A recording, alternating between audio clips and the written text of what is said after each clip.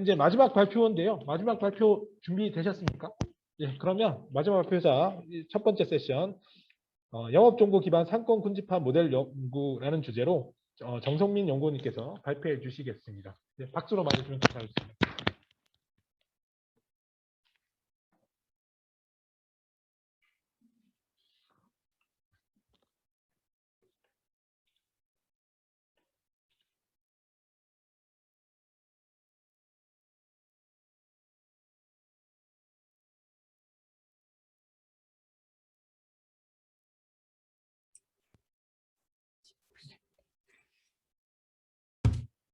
예, 안녕하십니까. 고려대학교 컴퓨터정보통신대학원 빅데이터 융합학과에서 현재 재학 중인 정성민입니다.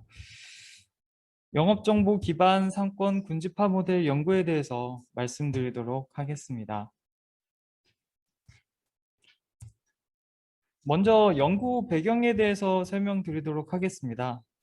현재 국내 편의점들은 선두 자리를 놓고 치열하게 경쟁을 하고 있습니다.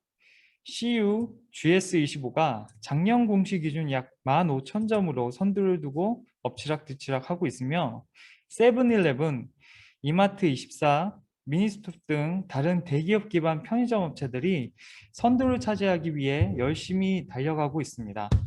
이러한 환경 속에서 경쟁은 점점 심해지고 있고 그동안 매년 두 자릿수의 성장률에서 정체를 맞게 되었습니다. 또한 점포가 많아지면서 굉장히 중요한 지표인 점포의 질을 가늠하는 점포당 평균 일매출이 점점 떨어지고 있는 상황입니다. 이를 극복하기 위해 다각화된 노력을 하고 있는데요. 그중 하나가 빠른 신기술 적용입니다. 예를 들어 빅데이터를 활용한 고객 마케팅을 활용하여 고객 마케팅을 활용한다든지 또 아마존과 같은 저스트 워크아웃 기술을 적용한 등 여러 가지 노력이 이루어지고 있습니다. 연구 목적 및 기대 효과입니다.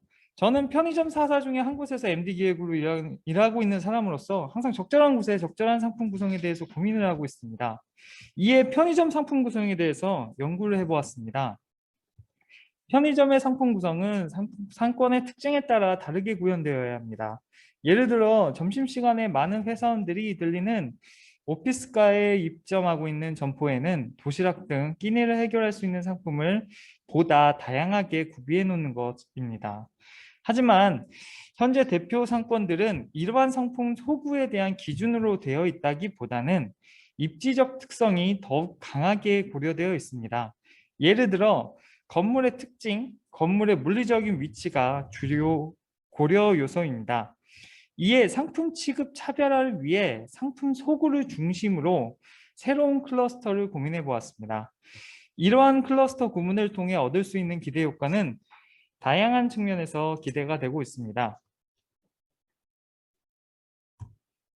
첫 번째로 회사 측에서는 클러스터별 차별화된 상품 전략을 구사할 수 있게 됩니다. 예를 들어 도시락 취급이 높은 클러스터의 신규 도시락 런칭을 테스트한다던가 다양한 또 컨셉형 편의점 기획 등을 할 수 있는 기반이 될 수 있고요. 또 점포 운영자, 즉 점장이나 이제 경영주님 측에서 보면 필요한 상품만을 운영하여 효율을 향상할 수 있으며 또한 이제 오퍼레이션 시간 단축이나 발주 금액을 낮출 수 있고 매출을 높일 수 있는 중요한 기준이 될 수도 있을 겁니다. 또한 고객 측에는 소구에 맞는 상품을 폭넓게 접할 수 있게 되는 기회를 제공하게 될 것입니다.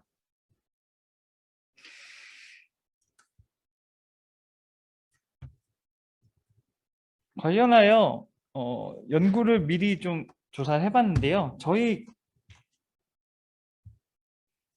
회사 기준으로 기존 대표 상권 조사를 진행하였습니다. 일반 주거, 독신 주거, 유흥, 상업, 오피스 역세권, 학원, 공단, 로드의 9개 주요 상권과 대학, 병원, 유원지, 숙박, 복합몰, 교통시설 등 6개 보조 상권으로 구분되어 있습니다.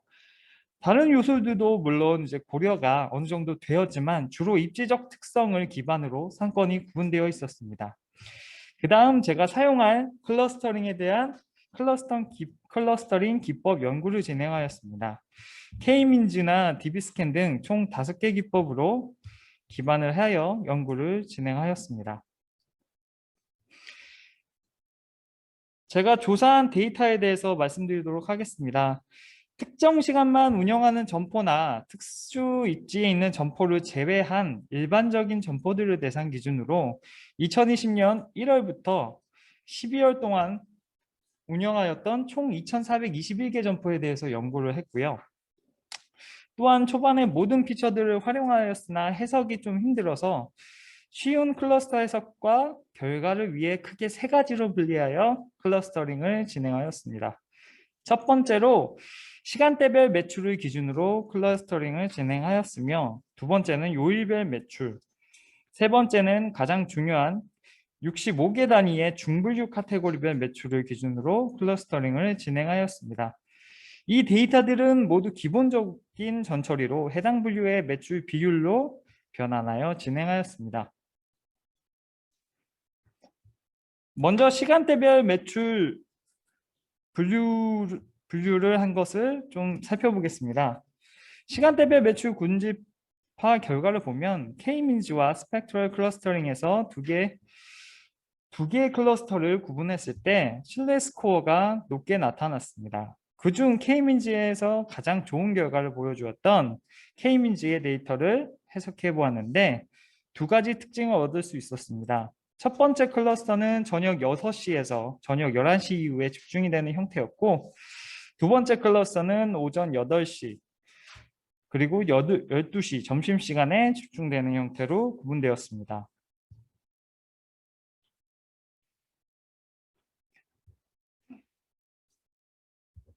그 다음 시간대별 매출 군집화 결과를 보면 K-민즈, 어그로메러티브, 스펙트럴 클러스터링 3개 다 모두 높은 실루엣 개수를 보여주었습니다.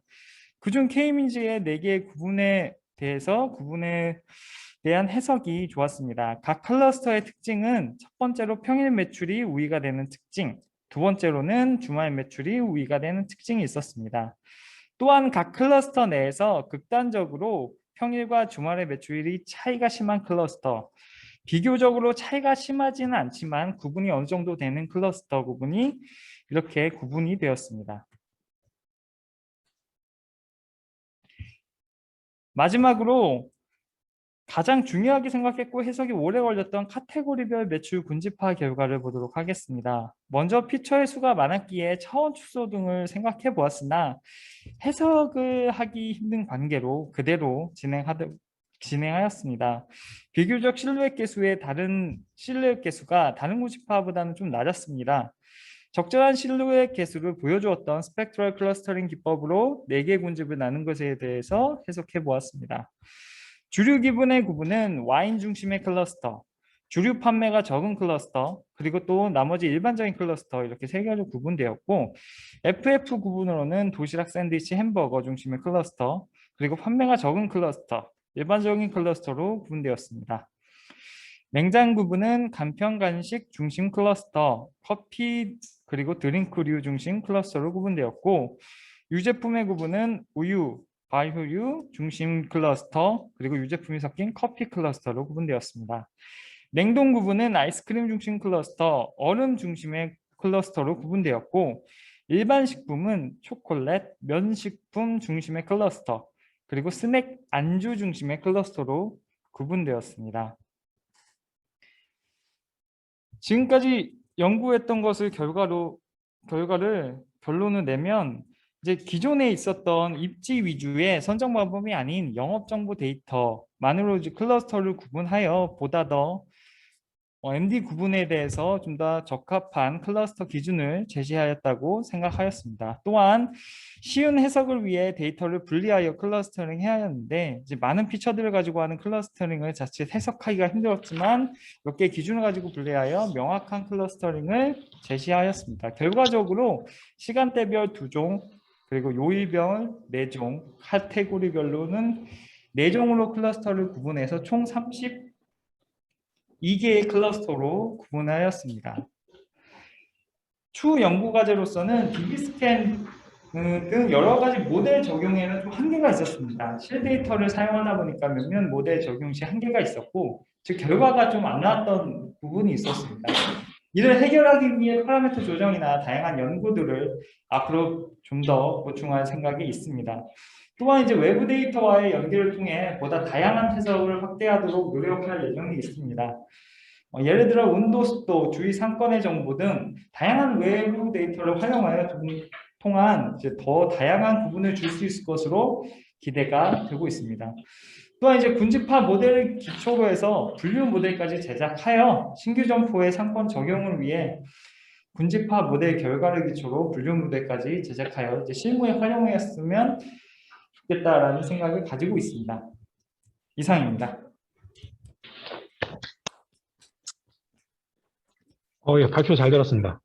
그 상권 분석에 대한 어떤 새로운 방법을 찾기 위한 연구로 판단이 됩니다. 근데 사실 이제 잘 아시겠지만 기존의 통신사나 뭐 그다음에 카드사 돼서 보면 이런 상권 분석에 대한 데이터를 제공하고 있고 유사한 방법으로 분석을 하고 있죠.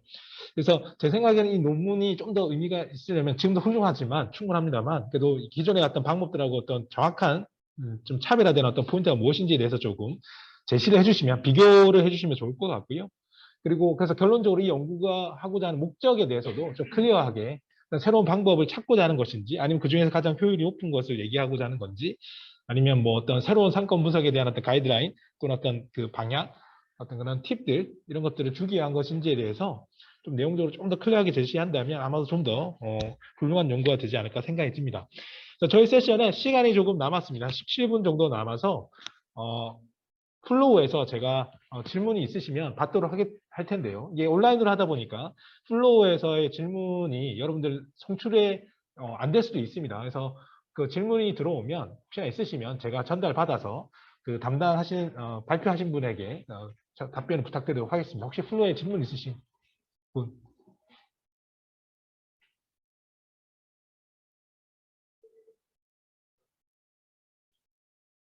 네, 특별히 질문이 없으신 것 같아서 그러면 저희가 이제 트랙비의 디지털 서비스 수용과 관련된 첫 번째 세션 이것으로 마치도록 하고요. 저희가 12시부터 11시부터죠. 11시부터 또 공식 전체 행사가 있습니다. 끝나신 분들은 가능하시면 시간 되신 분들은 개회식에 참여하셔서 행사를 좀 빛내주시기 부탁드리겠고요. 또 이어서 개회식이 끝나고 나면 저희가 오후에 1시 10분부터 두 번째 세션, 트랙비의 두 번째 세션이 시작되니까요. 그때 또 많은 참여, 관심 부탁드립니다. 네, 수고하셨습니다.